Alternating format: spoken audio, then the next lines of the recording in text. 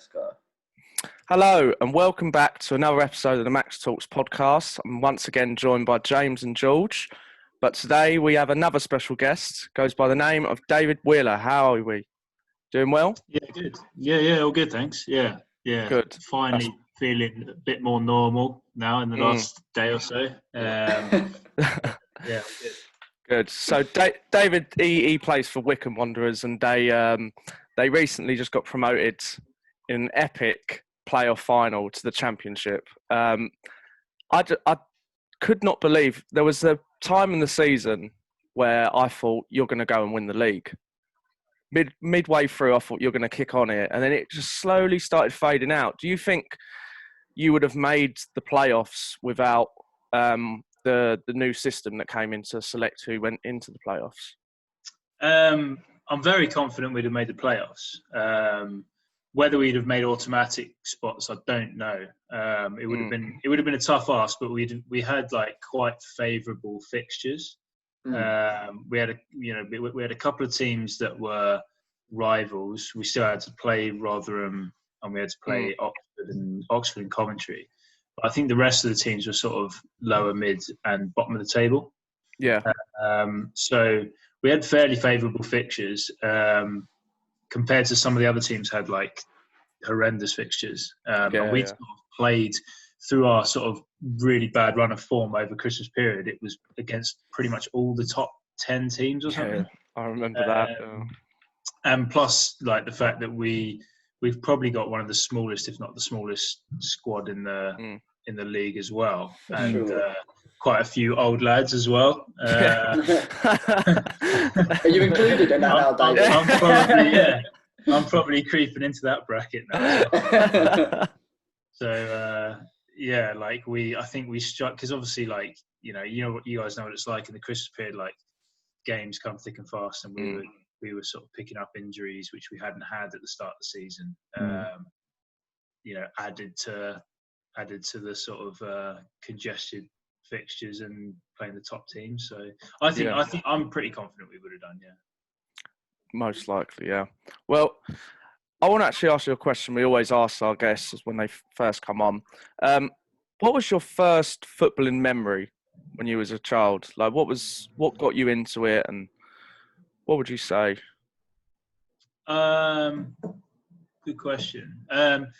TV wise, I feel like the first football, because I don't think I really watched an awful lot of TV and football when I was a kid, but like the '98 World Cup was probably the most vivid, because I would have been like 7, I think.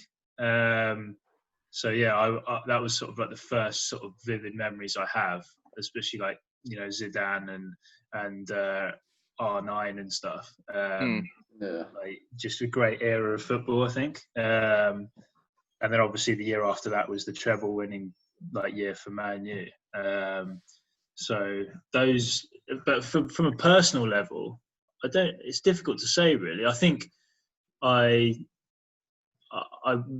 I was at primary school, we won, and I was in year 4 playing in the year 6 team.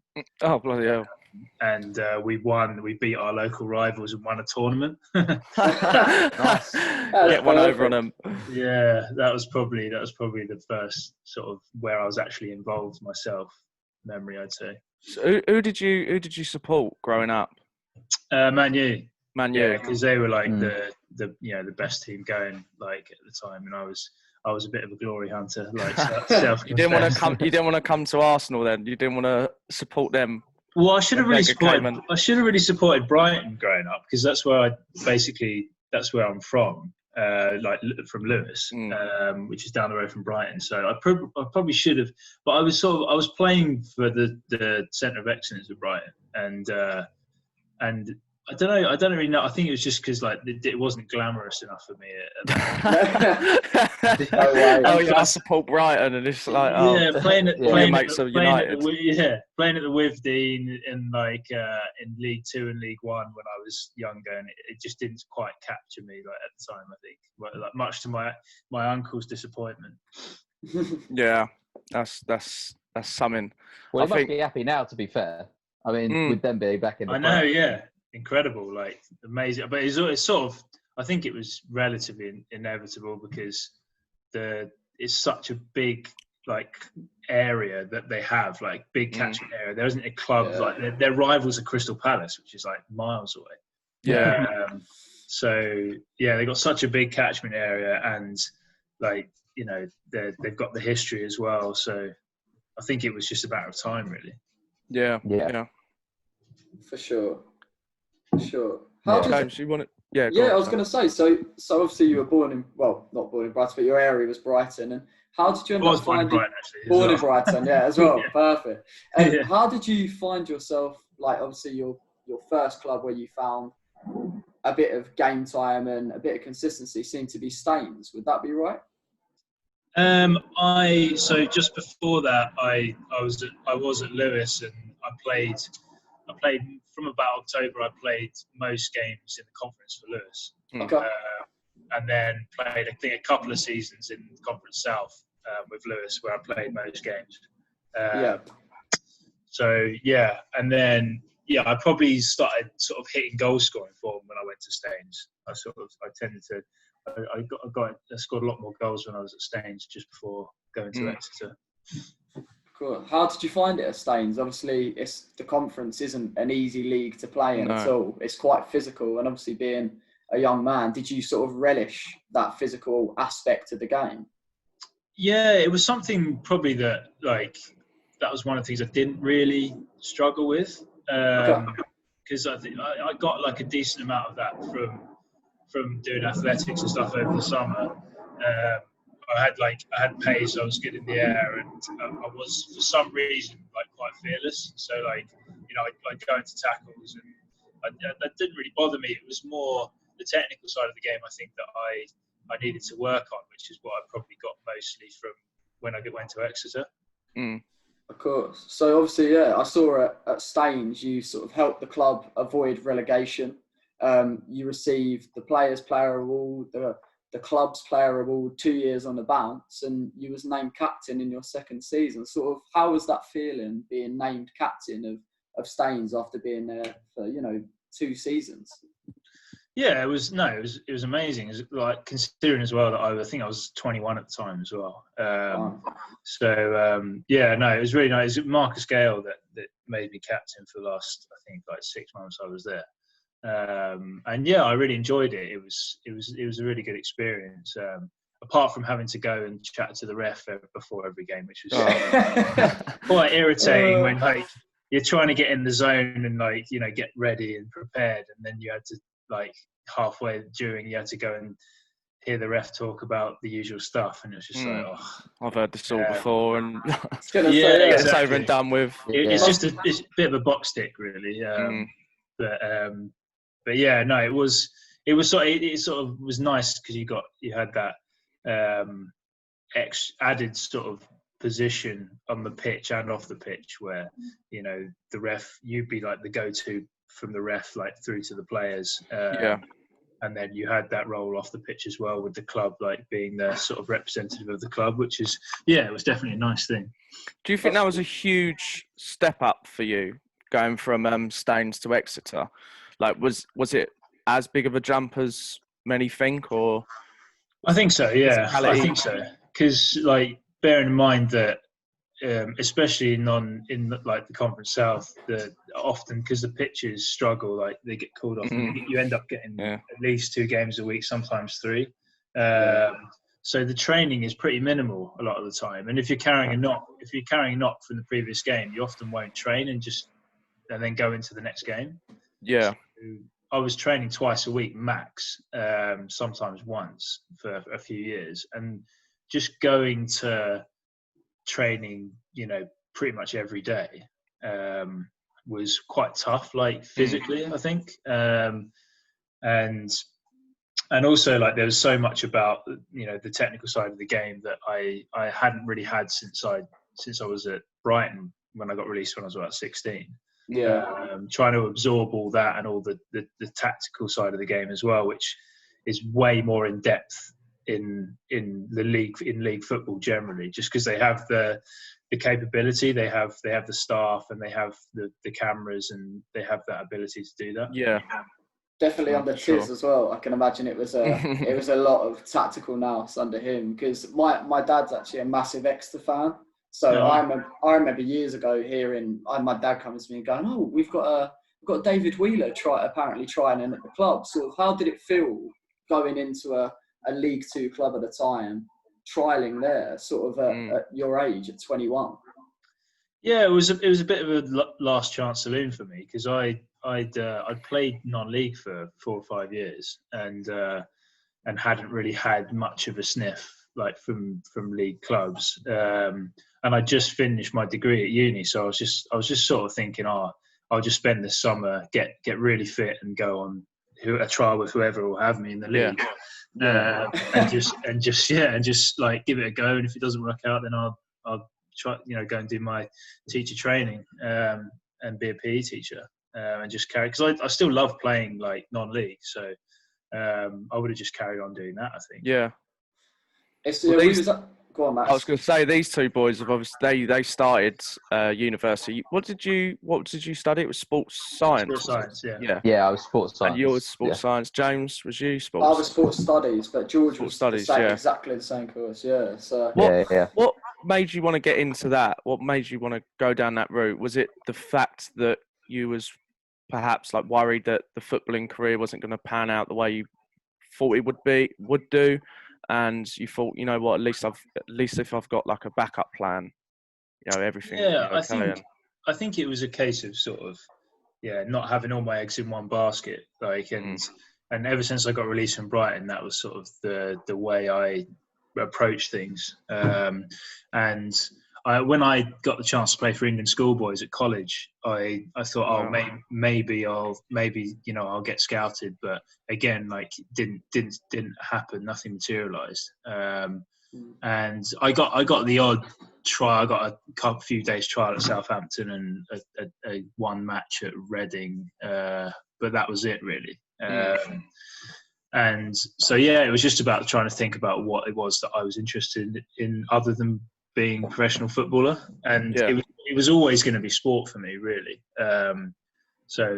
And I think, like, I quite like the idea of trying to show kids how to play sport, and how to better themselves, and help them to love sport like I did when I was a kid.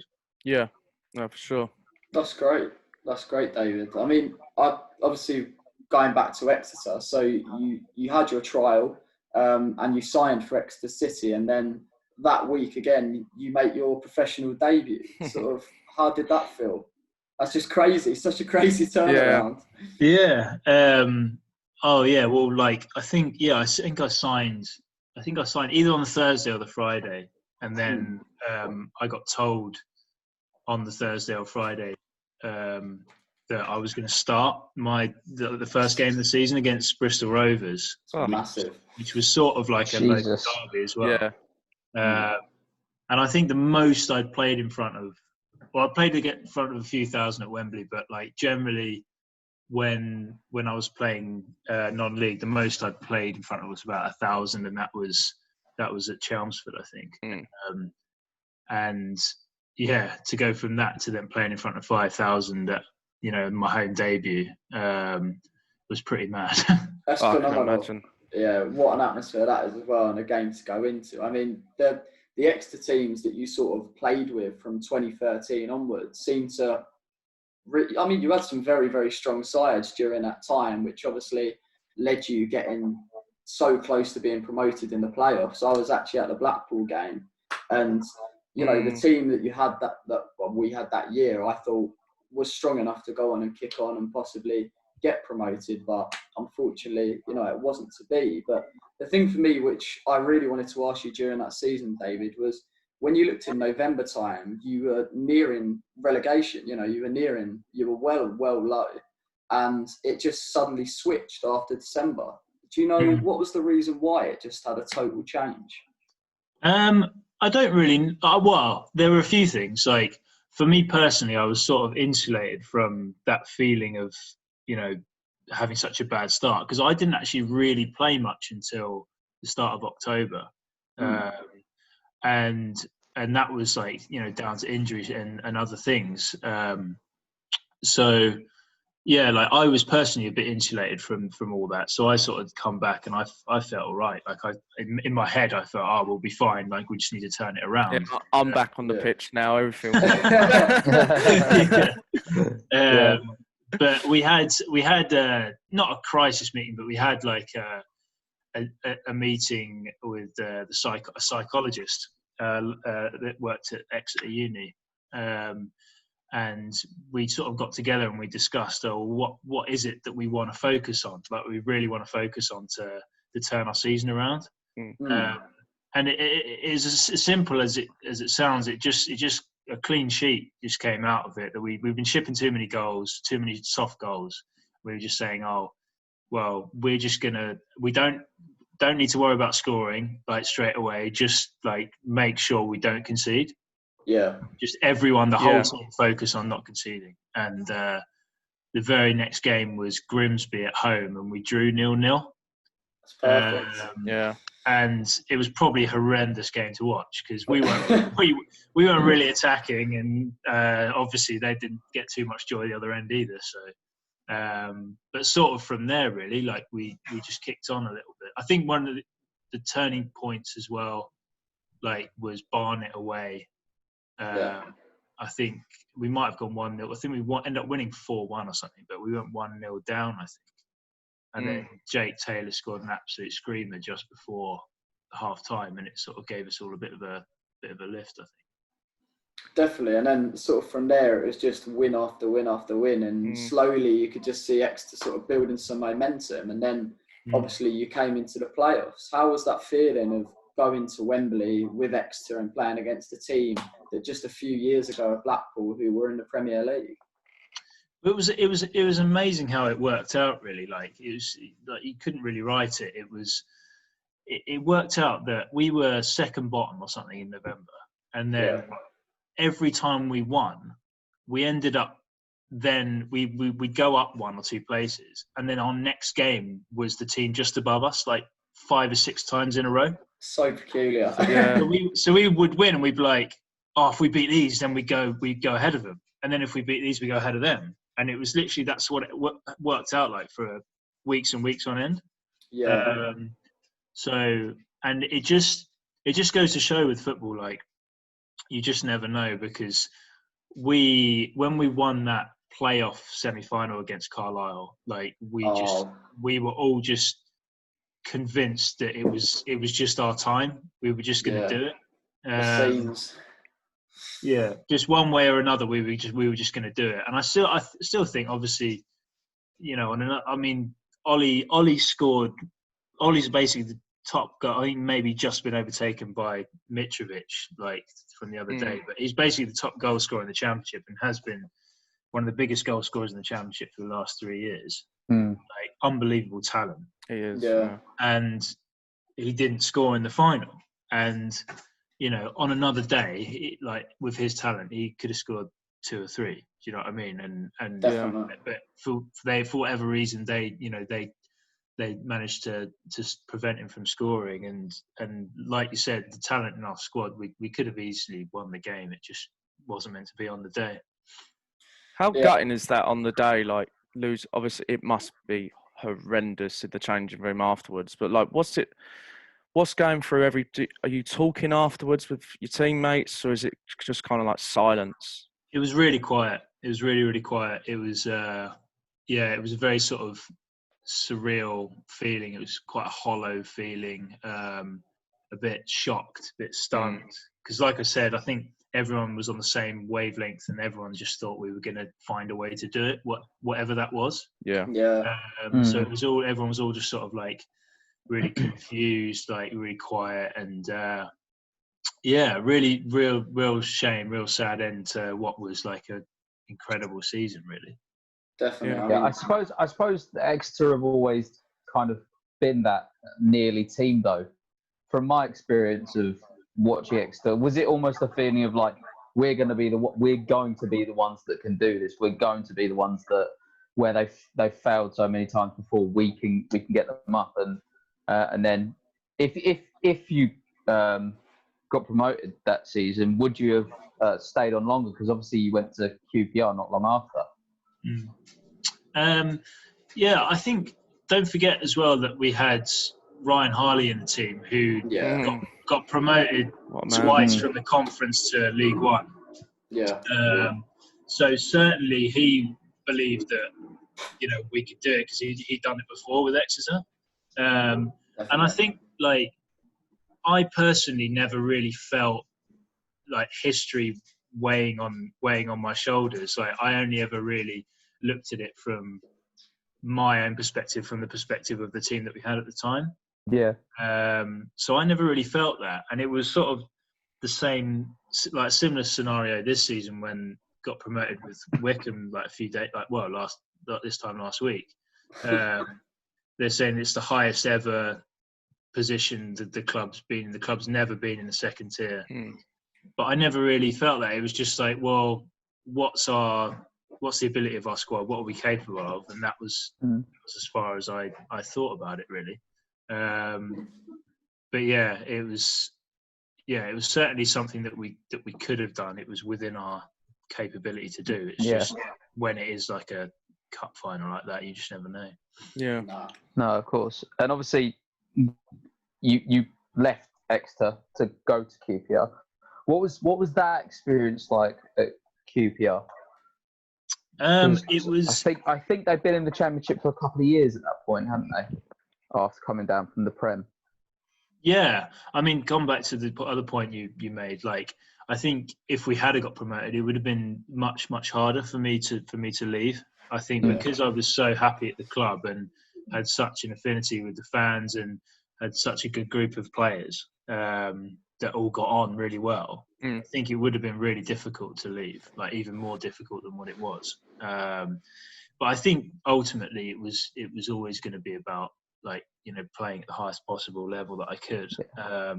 Plus, you know, the financial reward of playing at that level as well is just like can't be belittled.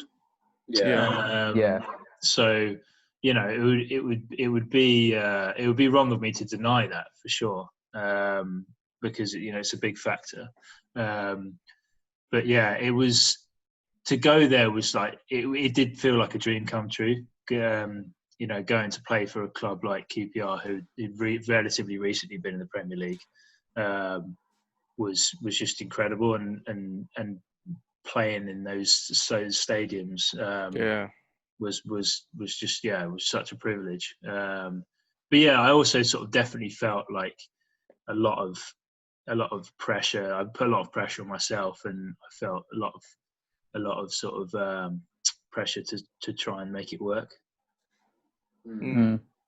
Yeah, and that's a tough thing when a club's had that kind of status beforehand to go there from a club maybe like Exeter. It must be hard on yourself.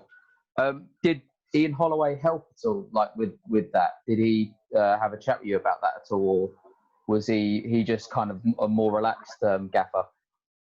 I think he was very much like just wanting to see players go and enjoy themselves. He just sort of he wanted everyone to have the chance to play, and he just wanted to see you work as hard as you could. And I think that's probably why he signed me in the first place, was because he saw like that my work rate was really high, and I was sort of quite an all action sort of player. And yeah, he was very much sort of just trying to tell me to just, you know, not be too much in my own head and just go and play and try and enjoy it, sort of thing. So I think the difficulty is when you go to that level is that there are so many players of such high caliber on such a large amount of money. The pressure's always on to play well.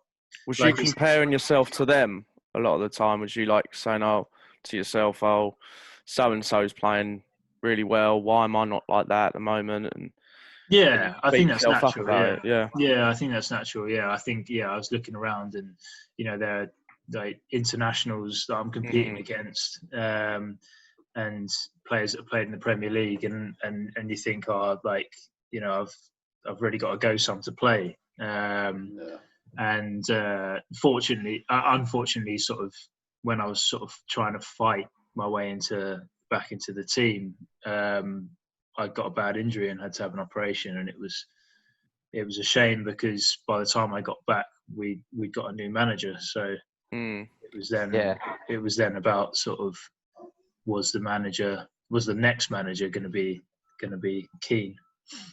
Yeah. And then obviously after that, you went to Portsmouth, didn't you? On loan. I went to university down in Portsmouth, and I lived down by Fratton Park. And on a Tuesday, I just knew that I wasn't basically going to get any sleep if Portsmouth won, because all the regulars of Portsmouth, there was a pub down the end of my road, Jesse Road, and all the regular Portsmouth fans would go there after a win, and I just wouldn't be able to sleep. I went to a couple of the games there, and the atmosphere was absolutely electric. How did you find your time there, and what did you think playing in a stadium like Fratton Park that's got such a big history behind it? Oh yeah, it's an amazing club to be a part of. Like, you know, it's got a really nice balance of being quite a friendly club, but also like incredibly good atmosphere on a match day. You know, very hostile for away teams, and, you know, to come to, but like very friendly at the same time, like, you know, to anyone that's involved with Portsmouth. So it's a great club, and I did enjoy my time when I was there. It was a breath of fresh air, really. But again, like, finding my opportunities quite limited, and I think that was like probably a mixture of the team doing so well. I mean, we were top of the league the whole time I was there. And the two lads in front of me were just scoring for fun. So Ronan Curtis, who's still doing really well, and Jamal Lowe, who's now in the Championship, scoring for Wigan. So very difficult. And I think added to that, I probably had a bit of sort of a knock to my confidence from my time at QPR. Was taking me a bit of time to get back on top of my game, I think. And maybe because of the injury as well, like the psychological effect of one maybe not playing as much, and then being a bit cautious about an injury might have done that. But I remember that season, and Portsmouth were absolutely unreal. We couldn't believe it when we saw that, you know, they were up there for so long. Was that the season that they played Southampton in the cup? Because no, I think that was might have been the year after. I wasn't there, so it was either the year after or it was after January. I know that Southampton and Luton are the two games that you don't want to miss as a Portsmouth player. Were you ever involved in any of the Portsmouth Luton games, or did you miss them as well? No, I think they'd already been promoted to the Championship by then. I think they got promoted the year before. Yeah, quite possibly. So you go back to QPR, and then Wycombe come in for you, yeah? Yeah. And you make your move to Wycombe. What was it like meeting the gaffer for the first time at Wycombe, who was there when you got signed? What was that like? He's just such a friendly guy. Like, he's such a warm, friendly guy, and you know, he just, like, my first day, just gave me a big cuddle and like had a big smile on his face, and he's like, "Come on!" Like, sort of like, there's like, you know, rock and roll sort of thing. Well, he's got the hair for it. That's for sure. Yeah, and he just sort of gives, like, just makes you feel energized. Like, you know, he comes in every day. Most days he just goes woo when he comes in, like, and you're stretching, and you just be like, oh, right, his gaffer's in. Apparently he was like that as a player as well. He's just so full of life, and it was great. Well, he Well- played for Wycombe, didn't he? He was there, so he's Yeah. obviously he probably can't believe he's managing them as well. So he's just excited every single day. James, Yeah. I was going to say one of my customers at work. He actually is a Wycombe season ticket holder. He goes home and away every week without fail. And I was speaking to him the other day about it, and obviously just saying that he was coming on the podcast and he was all excited. And we was talking about Ainsworth, and he was saying that when they were in League Two and they had that year where there was a bit of a struggle at 14th, 15th, there were fans turning around saying, oh my God, he's got to go. And then they stuck with him, and they were so confused, in a way, why they stuck with him. But they've all been proven wrong. And, fair play to him, because he stuck by what he knew, the way he played, didn't change it. And yeah, it's really, really worked out. So, yeah, well done. Well, definitely worked out. Definitely worked out now. It's flying. No, I think there's something to be said for like giving managers time. I think like if you go through an interview process and you pick a guy that you really like who thinks is the right man for the job, I don't think he necessarily stops being the man for the job just because a few games don't, or like even a season doesn't go to plan. I think like you see that if you have like a manager in place for a decent period of time, they're able to put sort of 3, 4, 5 year plans into practice, and that only benefits the club. I think you saw that under Tisdale at Exeter. Like not only did the performances improve, and losing, what was it like? Well, getting to the playoff final, like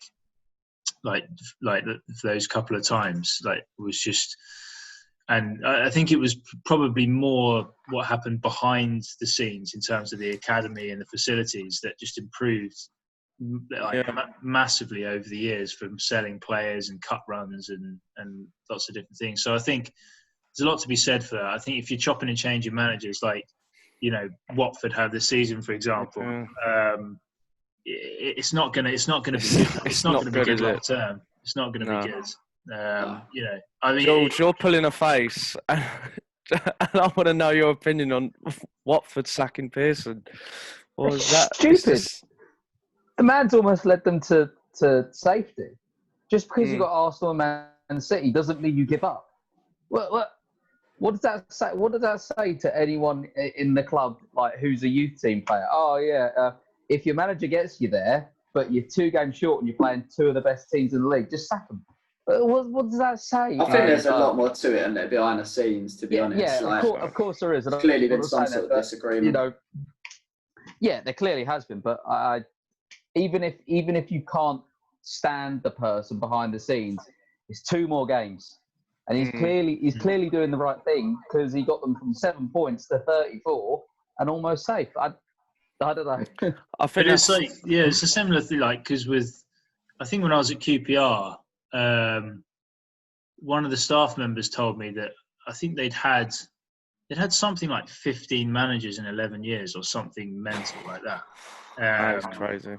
And like it's just it can't be good for player progression, the progression of the club as a whole. It can't be good, like, because you're having philosophies changing every few months, styles of play changing every few months, and sort of a large chunk of the squad each season is becoming obsolete because they don't fit the manager's mould.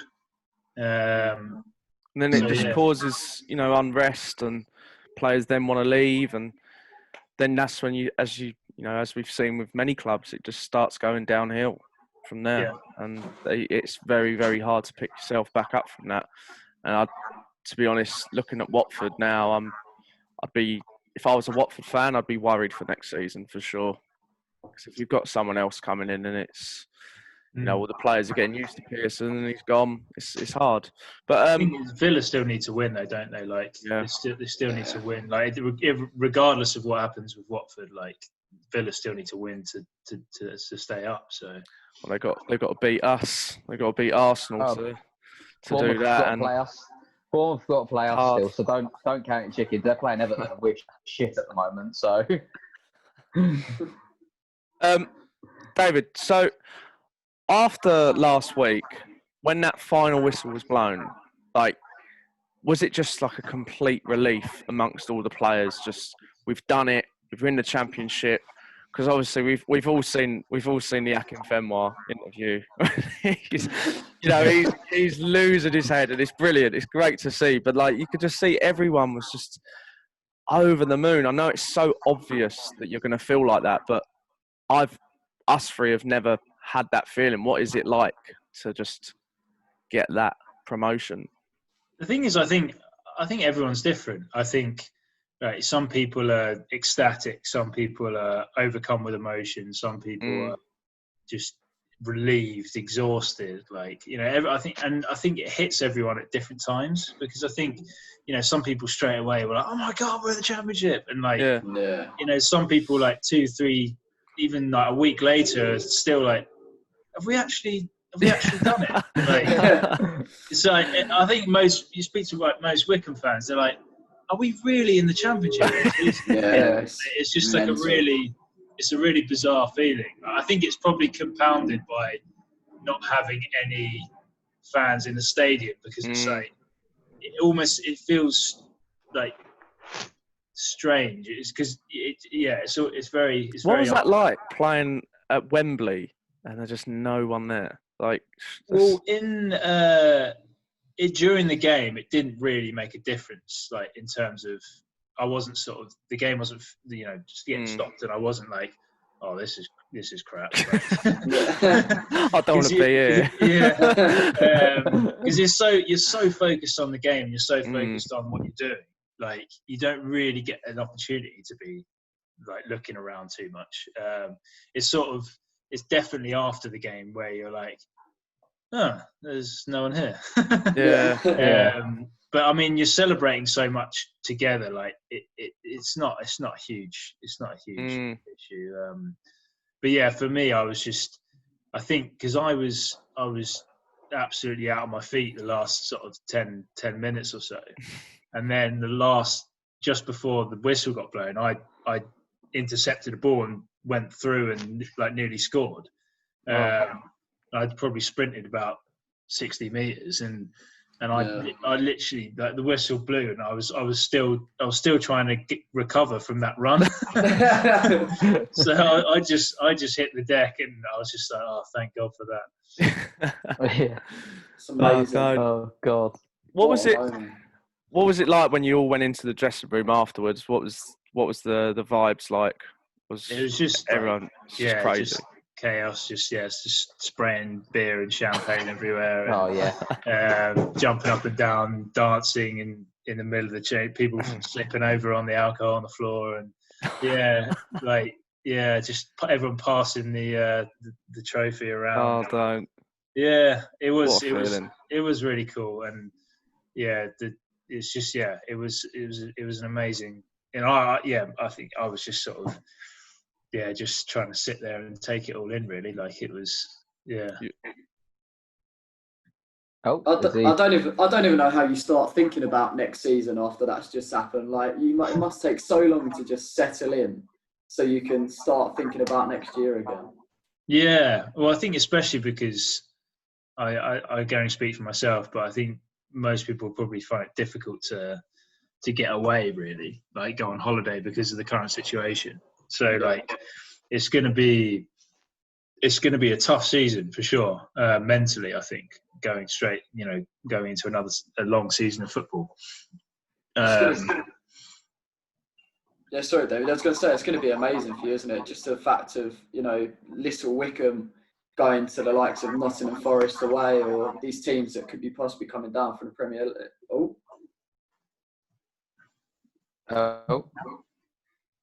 Oh, we're all good. Yeah, we're all good. Sorry, disappeared. I was going to say, obviously, like Wycombe going up and playing away against these teams that are possibly coming down from the Premier League, and Nottingham Forest, who have won a European Cup, for God's sake. Like, this shouldn't be happening.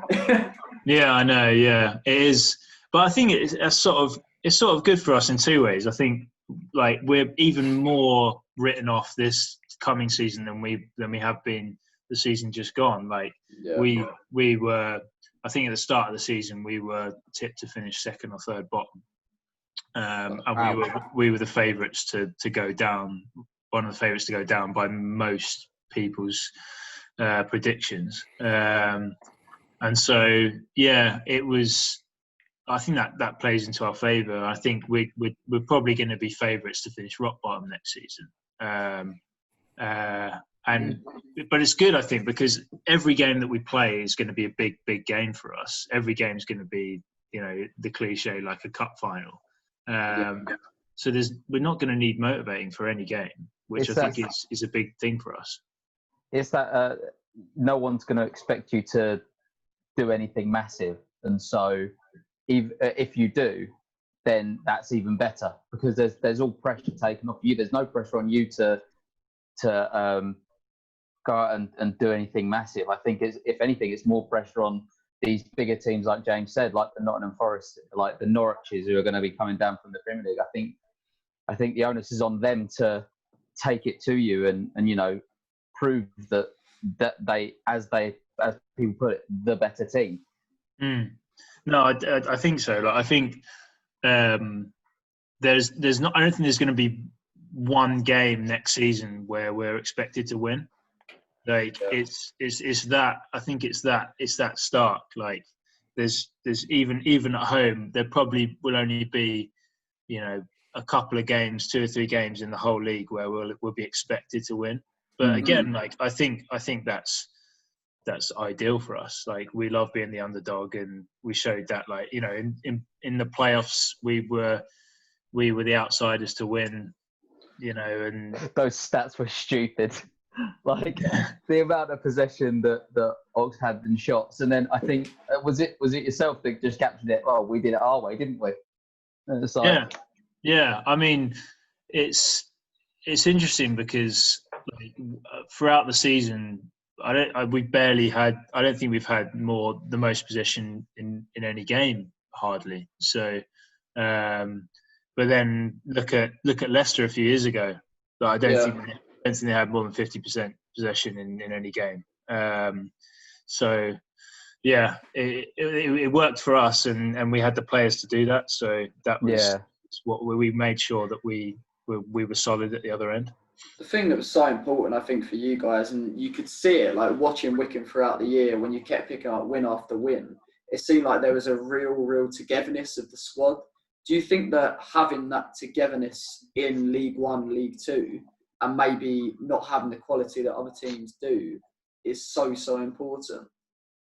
Yeah, I think it's massively undervalued. I think it's quite rare nowadays. I think because it's quite an individual career now. I think it probably always has been, but I think more so now. I think that's natural when there's so much financially to be gained from getting a transfer to a higher club. But yeah, the culture is so good at Wycombe, and everyone feels valued, everyone feels appreciated, and everyone feels comfortable to be who they are in that environment. And I think that is a rare thing in football these days. And I think it's definitely got us numerous points this season just through sheer grit and determination and looking after each other on the pitch. Yeah, you've worked so hard to get there. It's been such a long season for you, and we can't thank you enough for coming on the podcast and sharing your story with us, David. So no, you're welcome. Have you got anything you'd like to ask George before we sort of wrap it up? Oh yeah, I mean, you got to ask the question about the big man, don't you? I mean, what is it like having him around the dressing room and in the team? Adebayo Akinfenwa, we said earlier about his massive. It seemed like a rant after he got promoted. But what's that added effect that he has? Because obviously, I think he's played for Wycombe a couple of times, and then come back this season. What's he like? Bayo's obviously before I played against him a few times before, and everyone knows his media persona and his the scope that he has on social media and stuff. But he's he is such a genuine guy when you know him, on a human level and in person. And he's such a strong leader in the group. He doesn't allow anyone to get ahead of themselves and too big for the boots. And it's such a big thing because it keeps everyone in check and everyone's respectful of each other. And he's a big leader in where that's concerned. Added to the fact that he's 38, and he's scored so many goals, made so many appearances, and you can physically see how much he's hurting sometimes, before and after games and during games, and he just doesn't allow anyone to feel sorry for themselves. And so just the example that he sets on and off the pitch. And I think that the rant after the game, or the interview that he did after the game at Wembley, I think was so much about how everyone had written us off from the word go all the way through. Like there was so much about, we didn't deserve to be there. And there was so much about how we play awful football. And it was just, and then I think like one of the points he made to me, a week or so ago, was just saying like, well, if we're so bad, how is it that we keep winning? Yeah, how is it that the supposed teams that are so good aren't wiping the floor with us every week? Like we've obviously got something going for us, and I think he was just so happy and overjoyed that we'd done what we set out to do despite all the negativity around us. Yeah. And he does seem like a really positive person. Just you see when he when he goes on camera, it's almost like he could be in an empty room and it just light up. But I heard a rumor. I don't know if this is true, but I heard a rumor that your gaffer banned him from gym work pre-season and made him do only cardio. Can you confirm or deny that? Smarts is everything. Yeah. I can't, partly because I wasn't really there for pre-season. But I can't see, even the gaffer, I can't see preventing Bayo from doing his gym work. I just can't. I can't see it. I mean, he potentially would have been on the bike and the cross trainer a bit more than running out on the pitch. But that's about it, I think. He's... I don't think anyone's going to stop him doing his gym work, but I could be wrong. That's amazing. That's great. Final thing is good luck for the championship next year, and thank you very much for coming on. Yeah, cheers. And James, that's an incredible surname, I've got to say. Hey, don't forget it. Don't forget it. I won't. Yeah. Thank you very much. Wycombe Wanderers are gonna get a text in their group chat. I just had an interview with a bloke called James Manlove. Hey, it's fine with me. We can get some more on. Yeah, that's very true. It's very true. But thanks so much, David. And like Jules said, I wish yourself and Wycombe, the best of luck next year, and we'll definitely be supporting you along the way. We'd love to obviously have you on again at some point during the season when you've actually been able to settle down and relax a bit. But have a lovely summer break, and we'll be in contact soon. Great, it's been a pleasure, guys. Thanks so much. Take care. David. Thank you. Cheers. Cheers.